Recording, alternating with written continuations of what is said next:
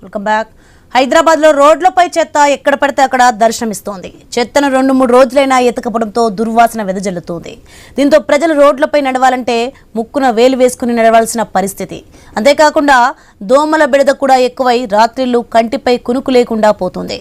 దీంతో పాదచారులు ఇబ్బందులు ఎదుర్కొంటున్నారు. దీనిపై మరింత సమాచారం ఐ న్యూస్ ప్రతినిధి సుప్రియ అందిస్తారు.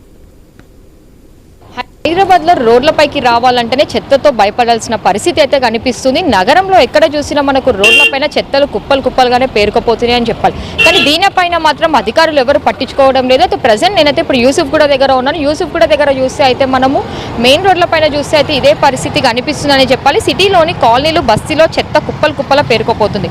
మెయిన్ రోడ్ల వెంట ఇదే పరిస్థితి నెలకొంది. అటుగా వెళ్లాలన్నా ముక్కు మూసుకోవాల్సిన పరిస్థితి అయితే కనిపిస్తుంది. అయితే దోమలకి ఆవాసంగా మారుతున్నాయి. ఇది మాత్రము అయితే గ్రేటర్లో దాదాపు 5,000 కాలనీలు ఉండగా 1000కి పైగా కాలనీలో చెత్త సమస్య తీవ్రంగా ఉంది. గ్రేటర్లో 1000 కాలనీలో తీవ్రమైన సమస్యతో అయితే నగరవాసులు ఇబ్బంది పడుతున్నారు. వానలకు తడిసి కంపు కొడుతూ ఉంటాయి.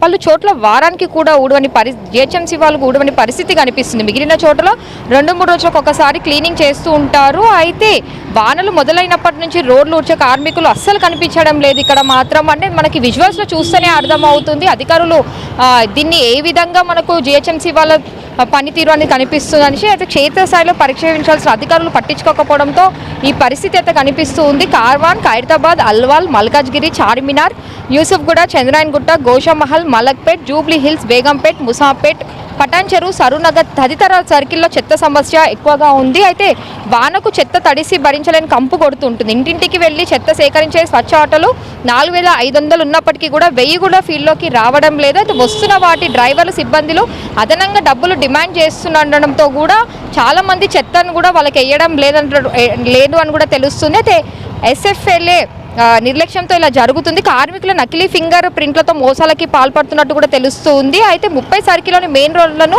సిఆర్ఎంపీ కింద ప్రైవేట్ ఏజెన్సీలకు అప్పగించారు. అయితే రోడ్లు విస్తరణ నిర్మించే ఇవే చూసుకుంటే మిగిలిన ప్రాంతాలకు క్లీన్ చేసేందుకు జిహెచ్ఎంసీ కార్మికులు 26,500 కార్మికులు ఉన్నారు. వీరిని 945 మంది ఎస్ఎఫ్ఏలు పర్యవేక్షిస్తూ ఉన్నారు. ఒక్క ఎస్ఎఫ్ఏ కింద 3 గ్రూపులు ఉంటాయి. ఒకదానిలో 7 మంది పైన కార్మికులు ఉంటారు. రోజు కేటాయించిన ప్రాంతాలను క్లీన్ చేయడమే వీరి పని. అయితే ఉన్నతాధికారులు దీన్ని పట్టించుకోకపోవడంతో మాత్రం ఈ పనులు జరగడం లేనట్టు కూడా తెలుస్తుంది. చెత్త సమస్య పెరిగి జనం ఇబ్బందులు పడుతున్నారు.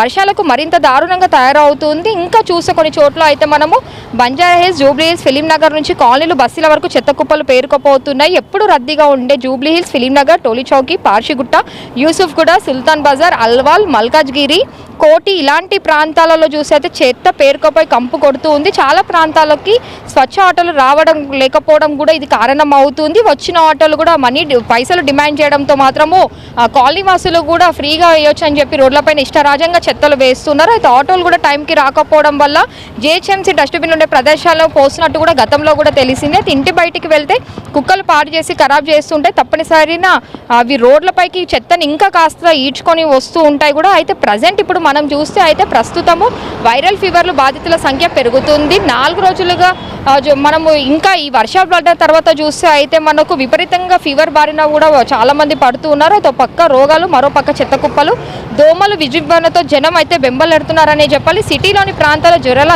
ఎక్కువగా ఉంటూ ఉన్నాయి. అయితే దీనివల్ల మాత్రం ఇది ఎక్కువగా చెత్త వల్లనే అన్నట్టు కూడా మనకు తెలుస్తూ ఉంది. అయితే అధికారులు కనీసము దీన్ని పట్టించుకున్న పరిస్థితి అయితే కనిపిస్తాం లేదు. జిహెచ్ఎంసీ అధికారులు ఏది చేసినా కానీ మనకు 3 రోజుల ముచ్చట అనేది తెలుస్తుంది. అంటే అయినప్పటికీ వారికి మాత్రమే కంప్లైంట్స్ రేజ్ చేసిన సమయంలో మాత్రమే క్లీన్ చేస్తూ ఉంటారు. కానీ ఆ తర్వాత దాన్ని పట్టించుకున్న పరిస్థితి అయితే లేకపోవడంతో మాత్రము ఈ చెత్త సమస్యతో అయితే నగరవాసులు అయితే ఎంతో ఉక్కిరిబిక్కిరి అవుతున్న పరిస్థితి అయితే కనిపిస్తుంది. అసలు రోడ్డు పైన నించోవాలంటేనే కంపు కొడుతుందనే చెప్పాలి. అయినప్పటికీ కూడా అధికారులు అయితే దీనిపై అయితే దృష్టి మళ్లించకపోవడంతో మాత్రం ఈ చెత్త వాసనతో అయితే నగరవాసులు వాళ్ళు ఫీవర్, టైఫాయిడ్, మలేరియా ఇలాంటివి ఎక్కువగా ఇప్పుడు మనకు సీజనల్ కాబట్టి దీంతో మాత్రము వాళ్ళు బారిన పడుతూ ఉన్నారు. దానితో పాటు ఈ ఓపెన్ ప్లేసెస్లో చెత్త ఉంటే చాలు మూత్ర విసర్జన చేయడంతో కూడా దోమలు రావడంతో కూడా చుట్టుప్రక్కల కాలనీ వాళ్ళు కూడా ఎంతో ఇబ్బంది పడే పరిస్థితి అయితే మనకు కనిపిస్తుంది. వీడియో జర్నలిస్ట్ నవీద్తో సుప్రియ, ఐ న్యూస్, హైదరాబాద్.